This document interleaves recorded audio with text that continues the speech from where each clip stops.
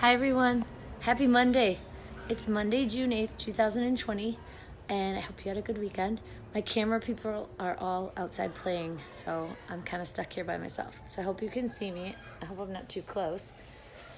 I want to introduce the book of the week today, and I want to use this strategy. We use it all the time in kindergarten. Can you tell a grown-up what strategy that is? Right, connect. And when readers connect, they think about their experiences and what they know, and then they make a connection. So after I read our book of the week, I'm going to ask you a question, and I want to see how you would do something that the kid in the book did. First, I'm going to read the book. I'm going to have the book in my lap, so bear with me. I hope you can see it. Okay, here we go. The name of the book is Enemy Pie. The author is Derek Munson. The illustrator is Tara Callahan King. And I see a boy, and then I see a little sign he has in what looks like a pie, and it says, "For my best enemy." Before I open it, can you make a prediction? What do you think this book called Enemy Pie is going to be about? All right, I'm going to read it, and you can see if your prediction is correct or if the author surprises you. And before I read, I just want to talk about this word enemy.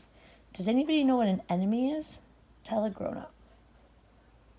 Okay, if you said an enemy is someone you don't really get along with and you don't really like, you were right.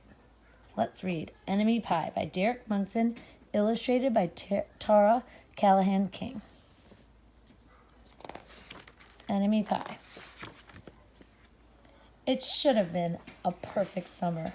My dad helped me build a treehouse in our backyard. My sister was at camp for 3 whole weeks, and I was on the best baseball team in town. It should have been a perfect summer, but it wasn't. It was all good until Jeremy Ross moved into the neighborhood, right next door to my best friend Stanley. I did not like Jeremy Ross. He laughed at me when he struck me out in a baseball game. He had a party on his trampoline, and I wasn't even invited. But my best friend Stanley was. Jeremy Ross was the one and only person on my enemy list. I never even had an enemy list until he moved into the neighborhood. But as soon as he came along, I needed one. I hung it up in my treehouse where Jeremy Ross was not allowed to go. Enemy number 1, Jeremy Ross. Dad understood stuff like enemies. He told me when he was my age, he had enemies too, but he knew a way to get rid of them. I asked him to tell me how. Tell you how? I'll show you how, he said. He pulled out a really old recipe book off the kitchen shelf. Inside there was a worn-out scrap of paper with faded writing. Dad held it up and squinted at it. Enemy pie, he said, satisfied. You may be wondering exactly what exactly is an enemy pie. I was wondering too. But Dad said the recipe was so secret he couldn't even tell me. I decided it must be magic. I begged him to tell me something, anything. I will tell you this, he said. Enemy pie is the fastest known way to get rid of enemies. Now, of course, this got my mind working. What kinds of things, disgusting things, would I put into a pie for an enemy? I brought Dad some weeds from the garden, but he just shook his head. I brought him earthworms and rocks, but he didn't think he'd need those. I gave him the gum I'd been chewing all morning. He gave it right back to me. I went out to play alone. I shot baskets until the ball got stuck on the roof. I threw a boomerang that never came back to me. And all the while, I listened to the sounds of my dad chopping and stirring and blending all the ingredients of enemy pie. This could be a great summer after all. Enemy pie was going to be awful. I tried to imagine how horrible it must smell, or worse yet, what it would look like. But when I was in the backyard looking for ladybugs, I smelled something really, really, really good. And as far as I could tell, it was coming from our kitchen. I was a bit confused. I went to ask Dad what was wrong. Enemy pie shouldn't smell this good. But Dad was smart. If enemy pies smell bad, your enemy would never eat it, he said. I could tell he made enemy pie before. The buzzer rang and Dad put on the oven mitts and pulled the pie out of the oven. It looked like plain old pie. It looked good enough to eat. I was catching on. But still, I wasn't really sure how this enemy pie worked. What exactly did it do to enemies? Maybe it made their hair fall out, or their breath stinky. Maybe it made bullies cry. I asked Dad, but he was no help. He wouldn't tell me a thing. But while the pie cooled, he filled me in on my job. He talked quietly. There's one part of enemy pie that I can't do. In order for it to work, you need to spend a day with your enemy. Even worse, you have to be nice to him. It's not easy, but that's the only way that enemy pie can work. Are you sure you want to go through with this? Of course I was. It sounded horrible.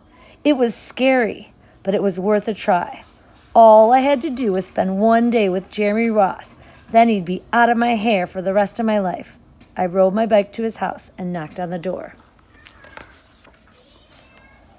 When Jeremy opened the door, he seemed surprised. He stood on the other side of the screen door and looked at me, waiting for me to say something.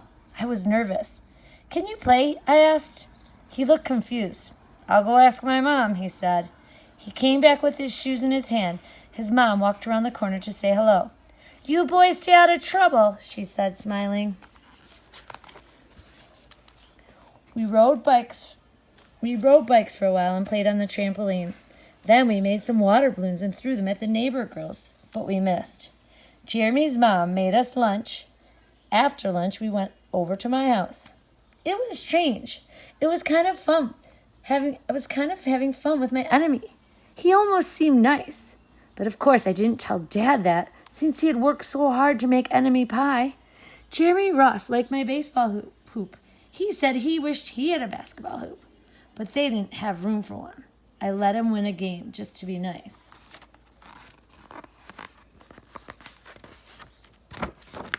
Jeremy Ross knew how to throw a boomerang. He threw it and it came right back to him. I threw it and went over the house and into the backyard. We climbed over the fence to find it. The first thing Jeremy noticed was my treehouse. My treehouse was my treehouse. I was the boss. If my sister wanted in, I didn't have to let her. If my dad wanted in, I didn't have to let him. And if Jeremy wanted in, Can we go in it? He asked. I knew he was going to ask me that, but he was at the top. He was the top person, the only person on my enemy list, and enemies aren't allowed in my treehouse. But he did teach me how to throw a boomerang, and he did have me over for lunch, and he did let me play on his trampoline. He wasn't being a very good enemy. Okay, I said, but hold on. I climbed up ahead of him and tore the enemy list off the wall. I had a checkerboard and some cards in the treehouse, and we played. We pretended we didn't... Oh, I'm so sorry. I had a checkerboard and some cards in the treehouse, and we played games until my dad called us down for dinner. We pretended we didn't hear him when he came out to get us. We tried to hide from him, but somehow he found us. Dad made macaroni and cheese for dinner. My favorite. It was Jeremy's favorite too. Maybe Jeremy Ross wasn't so bad after all. I was beginning to think that maybe we should just forget about enemy pie. But sure enough, after dinner, Dad brought out the pie. I watched as he cut the pie into 8 thick slices. Dad, I said, it sure is nice having a new friend in the neighborhood. I was trying to get his attention and trying to tell him that Jeremy Ross was no longer my enemy. But Dad only smiled and nodded. I think he thought I was pretending. Dad dished up 3 plates, side by side, with big pieces of pie and giant scoops of ice cream. He passed one to me and one to Jeremy. Wow, Jeremy said, looking at the pie. My dad never makes pie like this. It was at this point that I panicked. I didn't want Jeremy to eat enemy pie. He was my friend. I couldn't let him eat it. Jeremy, don't eat it. It's bad pie. I think it's poisonous or something. Jeremy's fork stopped right before reaching his mouth. He crumpled his eyebrows and looked at me funny. I felt relieved. I had saved his life. I was a hero. If it's so bad, Jeremy asked, then why is your dad already eaten half of it? I turned to look at my dad. Sure enough, he was eating enemy pie. Good stuff, he mumbled, with a mouthful. And that was all he said. I sat there watching them eat enemy pie for a few seconds. Dad was laughing. Jeremy was happily eating, and neither of them was losing any hair. It seemed safe enough, so I took a tiny taste. Enemy pie was delicious. After dessert, Jeremy rode his bike home, but not before inviting me over to play on his trampoline in the morning. He said he'd teach me how to flip. As for enemy pie, I still don't know how to make it. I still wonder if enemies really do hate it, or if their hair falls out, or if their breath turns bad. But I don't know if I'll ever get an answer, because I just lost my best enemy. The end. Okay, I'm going to turn it back on me, and I'm going to show you the connecting page. If your mom or dad or grandma or grandpa printed this, you can use this. But if they didn't, just use your own paper, because you're going to write and draw about, let me tell you the directions. It says, readers make connection. What would you do to try to make a new friend? And you're going to draw what you would do and write about it. And that's it. Please send me a picture if a grown-up will take one. I would love to see it. I'll see you tomorrow. I love you. Bye.